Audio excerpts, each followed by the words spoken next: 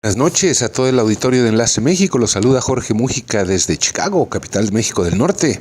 Desde hace un par de años, los mexicanos perdimos el primer lugar en cuanto a número de inmigrantes hacia Estados Unidos. Desde 2014, la medalla de oro se la han llevado los chinos. Y este año a lo mejor salimos empatados con los inmigrantes de la India y tenemos que quedarnos con la de bronce. Encima de todo eso, se acaba de publicar un estudio sobre, la diferencia entre los inmigrantes indocumentados mexicanos y los chinos. La diferencia son los abogados. No me refiero a la profesión de los inmigrantes, porque hasta donde sé, México no exporta abogados, aunque a mí me parece que tiene demasiados, y muchos de ellos no le hacen ningún bien al país, sino a los abogados que defienden a los inmigrantes sin papeles ante la llamada justicia gringa.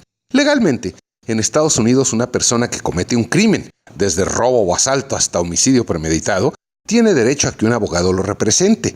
Si no puede pagar uno privado, pues de perdida un defensor público gratuito, aunque estos típicamente son graduados recientes sin gran experiencia. Pero en el caso de los inmigrantes, simplemente por el hecho de que estar sin papeles en Estados Unidos no es un crimen, sino una falta administrativa, no hay derecho a un abogado gratuito, a un defensor público. Esto quiere decir que tiene uno que contratar a su propio abogánster. Esto, por cierto, incluye a los niños menores migrantes sin papeles. Según el estudio del Consejo Americano de Inmigración, revisando 1.200.000 casos entre 2007 y 2012, solamente 37 de cada 100 inmigrantes en caso de deportación tuvieron representación legal. Obviamente, los que estaban en la cárcel o centros de detención y que no podían andar buscando abogado o pagar alguno, estuvieron todavía peor. Solamente un 14% tuvieron representación legal, comparados con un 66% de los que no estaban enjaulados. Y la cosa es que no todos los detenidos son iguales. En los años que cubre el estudio, los mexicanos fueron los menos representados en corte por un abogado, solamente 21 de cada 100.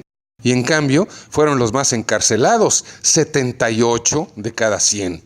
Los chinos, en cambio, fueron los más representados en corte.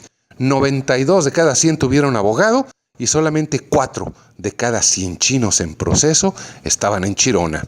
Y la conclusión de los casos con abogado siempre fue mejor que las de los que no tenían. La mayoría de los casos sin abogado terminaron por ser deportados directamente desde las cárceles o centros de detención, algunos incluso por no haberse presentado en corte, porque los carceleros ni siquiera los dejaron salir o no los llevaron a la corte y por lo tanto fueron sentenciados en ausencia. En otros casos, el migrante no pudo convencer al juez, por falta de argumentos legales, de que debía quedarse en el país por tener hijos nacidos acá o alguna otra circunstancia especial. A todo esto, hay que hacer notar que un buen abogado de inmigración cobra en promedio unos $300 por hora. Y un caso puede llevarse hasta unas 100 horas, entre documentación, argumentaciones, presentaciones en corte y demás. Póngale de perdida unos $30,000. En resumen, a las cárceles y los patrones que se dedican a explotar a los inmigrantes, podemos agregar ahora a los abogados, que sin una la nota no hacen nada. Podemos decir que es otro sector de la sociedad gringa directamente beneficiado por los inmigrantes. Buenas noches y buena suerte.